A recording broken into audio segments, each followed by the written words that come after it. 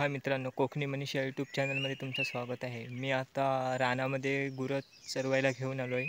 बघू शकता इकडे थोडीफार चरगण आली आहे। लवकर पाऊस मे महिन्यातच सुरू झाला असल्यामुळे चला तर तुम्हाला आमच्या इकडे गुरं चरवतो, इकडचं जंगल दाखवतो।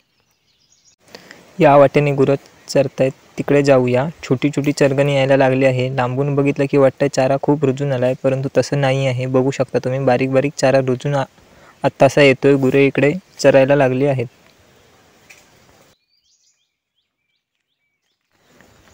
बारीक पातळ असं रान कुठेतरी रुजून आत्तास यायला लागलंय। गुरांच्या तोंडात येईल चारा, अशा ठिकाणी गुरं चरतायत, बघू शकता तुम्ही। एप्रिल मे महिन्यात वणवा घातले असल्यामुळे इकडे झाडं वगैरे ही मोडून पडलेत, खैराचे आहेत। गाय आणि वासरू कोवळा पाला रुजून आलेला खात आहे। इकडे तोंडाला येईल असा चारा रुजून आलेला नाही। पाडा मात्र मागे चरत आहे। घरापासून गुरांना चरण्यासाठी थोडंसं लांब डोंगर माथ्यावर यावं लागतं आणि पाऊस सुद्धा आता बारीक बारीक पडतोय। आज सकाळी पुन्हा पाऊस चालू झाला आहे। आता आपण इकडे हळूहळू वरच्या दिशेने जात आहोत। इकडे वरती थोडीफार चरगण सुद्धा दिसते।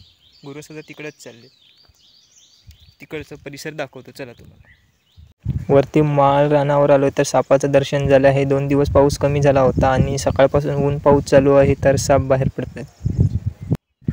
ऊन पडल्यावर साप बाहेर येतात असे म्हटलं जातं। पावसाचे काळे ढग दिसायला लागले आहे। समोर डोंगर आहे, त्या डोंगरावर कडा आहे व पावसातून कड्यावरतून पाणी प्रवाहित होतं। एक मंदिर आहे, छोटंसं घुमट पूर्वी बांधलेलं। या माळरानावर पूर्वी शेती करायचे, आता गुरं चरतायत आणि खूप अशी खैराची झाडे आहेत।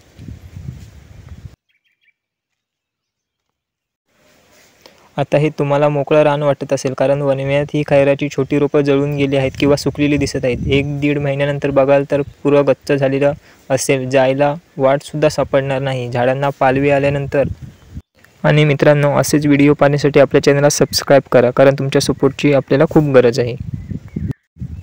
इकडे कातळाचा बाग आहे। पाऊस उमलाट करून गेला असल्याने गुरांना पाणी प्यायला मिळतं। इकडे करवंदाचं बेट आहे, बघूया पिकल्यात काय ते।